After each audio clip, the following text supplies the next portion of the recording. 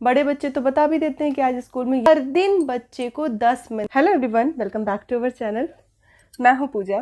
तो अभी मैंने एक सीरीज स्टार्ट की है जिसपे जो मॉम्स घर पे रह के कुछ अर्न करना चाहते हैं या जो भी ट्यूशन पढ़ा रहे हैं पहले से, उनके लिए कुछ गाइडेंस है। बहुत सारे लोगों के कमेंट्स थे कि आप घर पे रह के इतने सालों से ट्यूशन पढ़ा रही हैं, तो आप मुझे गाइड करिए कि किस तरीके से हम भी घर पे रह के ये मतलब स्टार्ट कर सकते हैं। तो उसके लिए कुछ कुछ चीज़ें मैंने आपको पहले भी बताई हैं। तो अब मैं आपको ये बताऊंगी कि यदि आपके पास छोटी क्लास के बच्चे आना स्टार्ट हो रहे हैं तो उनको आपको किस तरीके से पढ़ाना है, क्योंकि सबसे इंपॉर्टेंट चीज़ है, क्लासेस तो हमें स्टार्ट कर देंगे, ट्यूशन तो हम पढ़ाने लगेंगे, लेकिन उनको किस तरीके से हमें पढ़ाना है कि बच्चे हमारे पास सेटिस्फाइड हों और हमारे पास आगे भी मतलब ये रहे कि हाँ मैम बहुत अच्छा पढ़ाती हैं, इसलिए हमको उनके पास ही जाना है। तो इसके लिए आपको कुछ चीज़ों का ध्यान रखना पड़ेगा। सबसे मेन चीज़ क्या है कि आपको बहुत ज़्यादा अपने अंदर एक मतलब गुस्से को कंट्रोल करने की ताकत अपने आप डेवलप करनी पड़ेगी।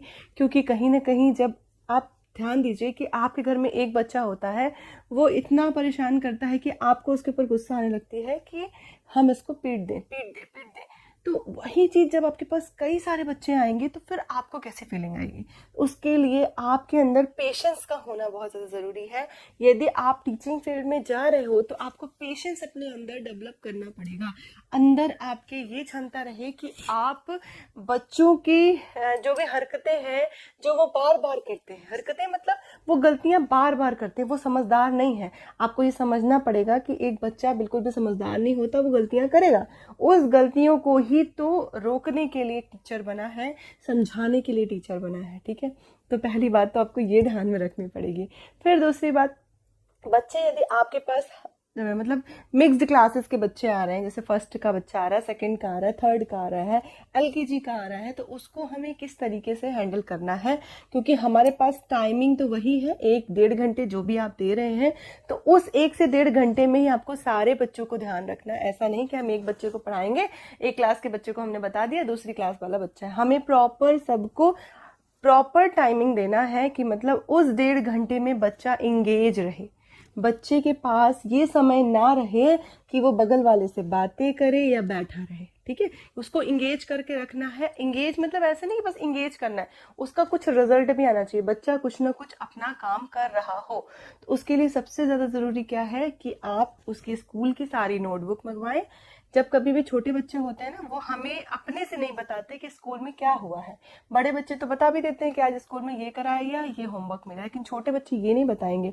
बहुत ज़्यादा अच्छा बच्चा है तो शायद वो बता दे, लेकिन मैक्सिमम बच्चे क्या करते हैं, कुछ नहीं बताते हैं। उनसे आप कितना भी पूछोगे आपका टाइम वेस्ट होगा। तो सबसे पहली चीज़ कि आपको उसकी सारी नोटबुक जो भी स्कूल में लगती हैं, नोटबुक का आना तो पर डे ज़रूरी है। ठीक है, पर डे आपको उसकी नोटबुक देखनी है। बाकी आप बुक्स के लिए डेज बना दीजिए कि इस दिन आपको ये बुक लेके आनी है, क्योंकि उसका बैग बहुत ज़्यादा हो जाएगा आप यदि एक साथ सारी बुक्स मंगाएंगे तो। उसके बाद आपको क्या करना है, जब आपने देख लिया कि हाँ इसके ये होमवर्क है, फिर आपको पेरेंट्स से पहले ही बात करके रखनी है कि बच्चा यदि मतलब छोटा बच्चा है तो उसके पेरेंट्स उसकी जो रफ कॉपी आपके पास भेजे ना, वो 4 लाइन की भी होनी चाहिए, हिंदी की भी होनी चाहिए और मैथ्स की, मतलब तीनों की अलग अलग कॉपियाँ। एक में ही 3 in 1 वाली कॉपी कभी भी आप नहीं मंगाइए और कभी भी वो हम यूज़ नहीं करेंगे, है ना। हम 3 in 1 की कॉपी नहीं, अलग अलग वाली कॉपियाँ मंगाएंगे। उसका रीज़न मैं आपको आगे बताती हूँ। फिर आपको उसके स्कूल का वर्क देखना है और उसको बताना है बेटा आपको ये करना है। यदि पेरेंट्स स्कूल का होमवर्क घर पे नहीं कराते हैं तो आपको वो करवाना पड़ेगा। यदि वो करवाते हैं तो फिर कोई बात नहीं, आप उसके स्कूल का वर्क देखिए और देखिए कि जो पुराना कराया गया है क्या उस बच्चे को आ रहा है तो उसको नया वाला करवाइए, वरना आप उसको जो पुराना वर्क उसका जो पेंडिंग हो चुका है, जो हो चुका है लेकिन बच्चे को अभी आता नहीं है, वो आपको करवाना पड़ेगा। ठीक है, जब आपने ये सब कुछ करा दिया, वैसे ही आपको आगे धीरे धीरे बढ़ना है। अब आपने तीनों कॉपियों में आपने लिख दिया कि आपको ये काम करना है किसी एक बच्चे की। अब बच्चे ने पहले इंग्लिश किया, फिर आपको चेक कराया, फिर आप उठा के उसकी मैथ्स की कॉपी दे दो, क्योंकि तब तक आप मैथ्स में और हिंदी में वर्क दे रहे हो, है ना। 3 कॉपियां, तो एक में आपने वर्क दे के उसको दे दिया तो वो करना स्टार्ट कर दिया। ऐसे ही सभी बच्चों की एक कॉपी में आप वर्क दे दीजिए। बाकी जो बचा हुआ टाइम है, जिस टाइम पे मतलब आपके पास अभी टाइम बच्चे कर रहे हैं, उस टाइम पे आपको सभी बच्चों को वर्क देना है अलग अलग। जब बच्चों ने सभी बच्चों को वर्क आप दे दीजिए तो आप फ्री। अब उसके बाद आप सभी बच्चों की कॉपियों में नजर डालिए एक एक करके कि बच्चा क्या कर रहा है ना। यदि बच्चा फर्स्ट वाले बच्चे ने कंप्लीट कर लिया तो उसका चेक करिए, उसने जो भी गलत किया है उसको समझाइए कि बेटा आपने ये गलत किया है, इरेज करिए या इरेज करने को बोलिए, वो खुद से अपना करेगा।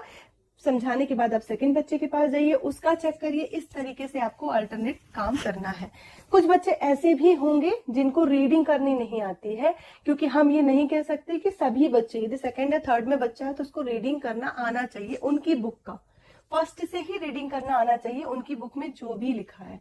तो यदि बच्चे को नहीं आता है तो आपको हर दिन बच्चे को 10 मिनट रीडिंग करानी है। इंग्लिश की रीडिंग करानी है, हिंदी की रीडिंग करानी है, हर दिन करानी है हर एक बच्चे को। तो वो टाइम को आपको मैनेज करना है कि उस 1 घंटे में आप कितना अच्छा एफर्ट दे सकते हो बच्चे के लिए, उस 1 घंटे में बच्चा कितना अच्छा कर सकता है आपकी हेल्प से, जिससे उसके अंदर इंप्रूवमेंट आए। और जब ये सारी चीजें हो जाएं तो आपको हर एक बच्चे को प्रॉपर तीनों कॉपी में होमवर्क भी देना है। आप ये नहीं कि बहुत होमवर्क दीजिए, पर कुछ ना कुछ उसे दीजिए। कोशिश करिए कि जो आपने क्लास में अभी कराया है वही आपको जाके घर में करना है। उससे क्या होगा, बच्चे का रिवीजन होगा, क्योंकि बच्चा समझदार नहीं है, उसको जो जो आप बताएंगी, जैसे बताएंगी वो वैसा ही आगे करेगा। तो आज का वीडियो आपको कैसा लगा जरूर बताइएगा। फर्स्ट से लेकर थर्ड तक के बच्चों को पढ़ाने का यही प्रोसेस होता है। यदि आप लोग चाहेंगे तो अगला वीडियो मैं उनकी लाइव क्लास का लेके आऊंगी, जो क्लासेस मैं लेती हूँ, किस तरीके से मैं बच्चों को पढ़ाती हूँ। Thank you for watching. मिलेंगे नेक्स्ट वीडियो में।